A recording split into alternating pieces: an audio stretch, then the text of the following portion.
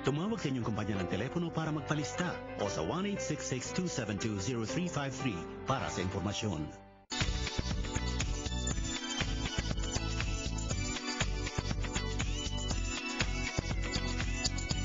Malayo na nga po ang narating ng pamilya Aquino sa paglilingkod sa mga Pilipino, mula pa kay Ninoy Aquino na nagbuwis ng kanyang buhay upang labanan ang diktadurya, hanggang kay Corazon Aquino who gave up her simple and peaceful life in order to restore democracy in the Philippines. Ngayon naman po, nakaluklok sa Malacanang Palace ang kanilang kaisa-isang anak na lalaki na si Noynoy, President Noynoy Aquino, na binisita po ng ilan sa ating mga kababayang OFWs. Let's watch this. Rocio, what's it like, meeting the president and being here in Malacanang? It's history in the making. I'm so proud to be part of it today. It brings back a lot of memories from the late 80s when his father was assassinated. I was witness to that history, and today, watching his son take the position of president of the Philippines is really something that we Filipinos can be proud of, because that's democracy in action. Oh, it was great. It was great. It was so exciting because I met the president in person, and now I really know what he meant by saying yung walang corrupt, walang mahirap. Ayan. And he is so natural, and very gracious. Kahit magulo tayo, nakangiti pa rin siya, at pinirmahan pa niya itong aking. He took the time to sign my name tag. Oh, it's exciting, and it's good to be part of a piece of history. What do you think will President Noynoy do as a president for the country? He would be an inspiring leader, and he would mobilize the people, not just the government machinery. That's what I expect of him. I've seen enough, I've read enough, I've heard enough that he will really make a good president. And as a matter of the best story I've heard is the Yaya Cora. And I put that in my Facebook, what Yaya Cora said, I think in Tagalog, something like this.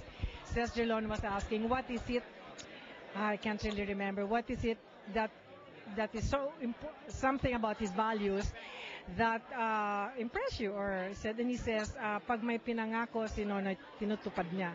Talagang tutuparin at tutuparin. So, hey, this is no joke when you say walang corrupt o walang mahirap, meaning I'm going to go after the corrupt from outside and from within. And that really gave me a good sleep.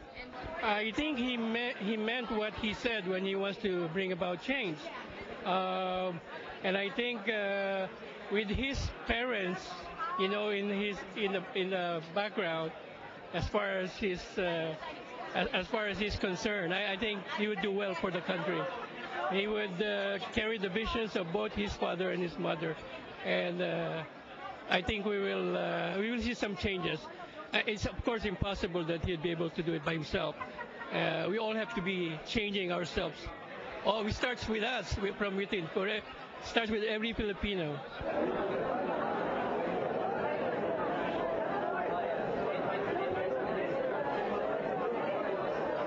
Even for us who are local, it's not every day that we get to meet the president. And it's very, very good that your group was able to come to Malacanang on his very first day in office and meet with him personally. And he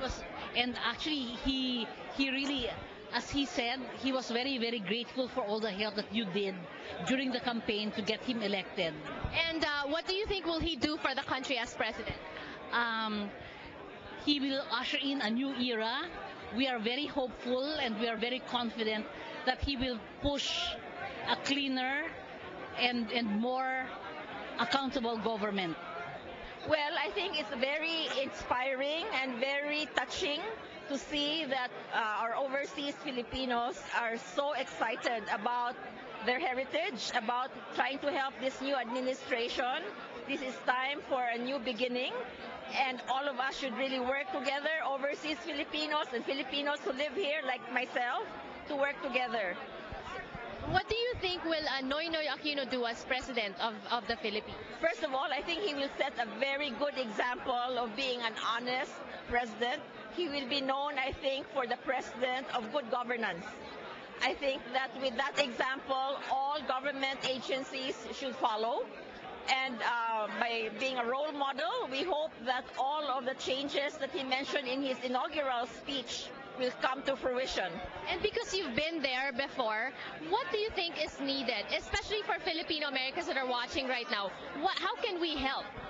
Well, for Filipino Americans, I think, for example, they can help with school buildings, books. I think the Education Secretary made that appeal earlier because in 3 years we have to make up for the shortfall. Of course, you are already doing medical missions and relief operations when there are disasters. Because I'm in tourism, I would like to encourage our second and third generation Filipinos who really don't know much about their country anymore to come back and visit and really get to know their heritage and their roots.